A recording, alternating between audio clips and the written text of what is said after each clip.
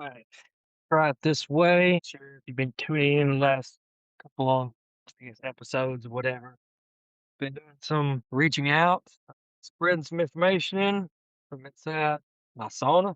So one bad thing about that is things about heat, humidity, sweat, and it impacts my phone. So I'm gonna try to make this one short and sweet. Last thing I talked about was just the overall benefits of sauna and how it's helped me over the past few months. Sorry to hear me sniffling and snorting. This is my second last session. It's only up to 192. I know going off. I had to restart it. The first session, it was floating around 205. So I definitely get my sweat on. So my thoughts kind of scattered. And that's probably why. We had plenty of water. I keep a cooler in here, iced water, to stay in here long. So get the most benefits. Anyway, enough of that. Just real quick, I just want to tell anybody that heard the first episode and say, hey, maybe that's something that would benefit me, or I want to try that. Where do I start? Well, I did what any red-blooded American would do. I Googled it. And what I did, I got 5 million ads. On the ads, who I thought were represented by actual people, but it's all, yeah, marketing scam. But anyways, everything's made in China. It's all the same stuff. Anywho, so I said, well, I can do like a theme sauna. Well, that sounds cool. You can find those on Amazon real cheap. You could pay more and get the same thing at a name brand. But usually they're about 150 bucks. It's a little 3-foot circle you sit in, about maybe 6 foot high, if that. And they say a little chair that's gonna break on you the first time you sit on it. So go ahead and yeah, we'll talk about that later. But yeah, it's a steam sauna. These units that you put the water in, they recommend distilled water, calcium, and everything is in our tap water. Then you're going broke buying distilled water. Been there, done that. Temperatures, I mean, you're barely reaching over 100 degrees for most of these, and I had 2 of 'em. I've got a third one in the box that I'll gladly give to somebody if they want it. I mean, as a starter, can't beat it, get you introduced to the lifestyle, so to speak. So yeah, I'll just buy a machine on Amazon that makes ain't no telling how much the electricity that thing was sucking through and took forever, and I really didn't see that big a difference when I used distilled water versus tap water and then quickly clean it out with vinegar and water. You can save you some money right there. Me and the UPS Amazon consultant, we got to know each other very, very well through this experiment, and we still do. I'm still tweaking and modifications. But as most people out there, I don't have, $4,000 to spend on a, quote unquote official sauna that is the, $2,000 heater and all that mess. No, I did it I guess, poor redneck way. Yeah, one piece at a time, and those pieces didn't fit, and send it back to Amazon and try again and do this and do that, and over the span of probably 8 months, I've got a pretty good thing going right now. Spend right now, low end 2 grand, and right now my sauna's she's floating at 207. If I were out in here and outside, letting it simmer, bake, I've seen it as high as 230.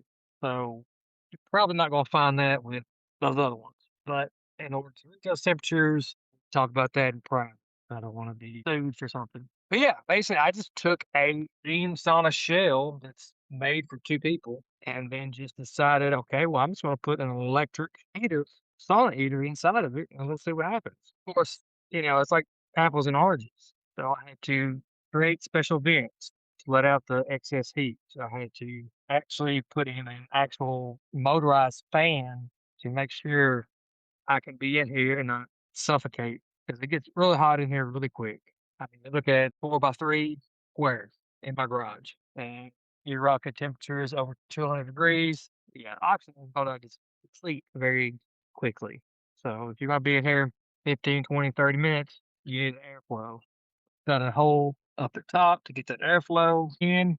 And all this wouldn't trial by error. I just took the designs that they made for wooden structures that have been around for hundreds, if not thousands of years. And it This is where air needs to come in from. This is where it needs to exit. You don't need to be sitting here. Yeah, I just kind of took that and kind of modified it for the model. Other than that, probably the biggest thing is, finding a power source. You got a big boy sauna heater, then you're gonna need some big boy electricity. In my garage, I got 110 outlets. It's gonna pop as soon as I plug it in. Logical step would be your dryer. 220, 30 amps right there where this particular device is scheduled. So, all right. So, I had to figure out, well, how to get amperage from to my heater. Well, I had to buy a very, very expensive extension cord. And yeah, it does not look nice weaving through luckily, the laundry room is right next to the garage. So it doesn't look that nice weaving through the kitchen, but you got to make sacrifices. Luckily, I've got a little, used to, whoever here before us had like a cat, so a little cat door. Well, I ran through the cat door. Yeah, so far that's worked swimmingly. Haven't had any issues. Hadn't had any breaker kick outs, anything like that. And that's running this thing wide open for an hour. So it's very using Zoom testy when you put sweat on the screen. It tends to automatically know, hey, we need to shut this down. Maybe that's a good thing. But yeah, I mean that's the short and skinny of it. More information on my redneck sauna. All this combined, without the trial and error, you're looking at well under 1,000. Your biggest expense is your heater. I made the mistake of buying a probably the cheapest heater that's on Amazon. And guess what? It didn't last. Warranty, good luck with that. I decided to spend a couple extra bucks to get one that actually got a warranty to stand behind. And so far, so good. Knock on wood. It's been a couple months. Yeah. So far, forget because when you buy a lot of these heaters, like the top is open, and then they're telling you to fill it full of rock, lava rock, and all this other stuff. Well, from what I gathered, looking at the high end sauna heater is that no, they don't want the rocks resting in between the coils. They want it up top, whereas least impact, but gets all the heat. So this one I had to purchase some very strong stainless steel mesh, and I looped it over the loops. Then I put my lava rock in, and then I had more left over, so I put a layer over top of that. So I had my rocks in a cage sitting on top of the coils, not in between. And I'm hoping that makes the coils last longer. Um, I don't know. We'll see. Like I said, it's trial and error. I'm just an hour up to 212. I thought it was heating up, and I didn't even put any water on the stove yet. Well, I put some more down. Yeah, I'm actually for an added benefit. I wasn't sure if it does something or not, but I put a very high quality stainless steel bowl sitting in the middle of my coals or my coals or lava rocks. I'm sorry, I'm thinking about barbecue. Sitting right there in the middle of the box. He's getting to me. Right in the middle of the stones. And then inside of that little bowl box, I put Himalayan sea salt. I don't I don't let them down, do anything like that. I just let them sit there and heat up and do what they do.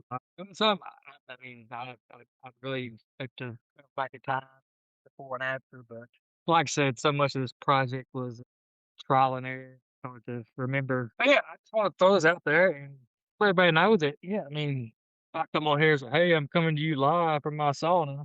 That's not a brag. Trust me. Like it is in my garage, ran by an extension cord, plugged into my outlet for my garage. Yeah. But I'm getting excellent heat, excellent results for a fraction of what other people are paying big bucks for. Even in here, I don't know if anybody had a chance to see the video. I posted a video real briefly. I might do it later. But yeah, I put a little red light, 3D red light. Are there benefits? They say. I don't know. We'll see. But it kind of makes a nice little mood. You go to the red light district, yep, go to the top. That's another thing you got to factor into the equation. Like if you're gonna make this part of your daily routine, then your significant other has to be on board because you disappear for I know for me, hour, hour and a half. I mean, because I like to do a 20, 30-minute session, get out, cool down, everything get back to normal, come back in, do another 30 things happen along the way, like the timer went off, so I had to wait longer for it to reset. So yeah. So you have to get them on board. But I think the more you do it, more benefits they see, the more lax they are gonna be anytime trying to better yourself. It's my own personal opinion, my own personal experience. Anyways, it's time to get out of here. It's been like 30 minutes, 2:10. I've been on here a while. If you hadn't heard, I started a nonprofit. Please visit the website, like, follow, subscribe, whatever you got to do, all that social media mess. It's called newphaseproject.org. That's the website. Instagram, the New Phase Project. Okay? So we're out there. If you go to the website, there should be links to everything. You can give, that'd be awesome. If you can't, I understand. Gas is expensive, food's expensive. If you just share a post, retweet, or whatever it is the social media people do, the more eyes, the better. Because all it takes is that one person going, "Hey, I believe in this. Move forward with this. Let me contact this James guy and see what he's got going."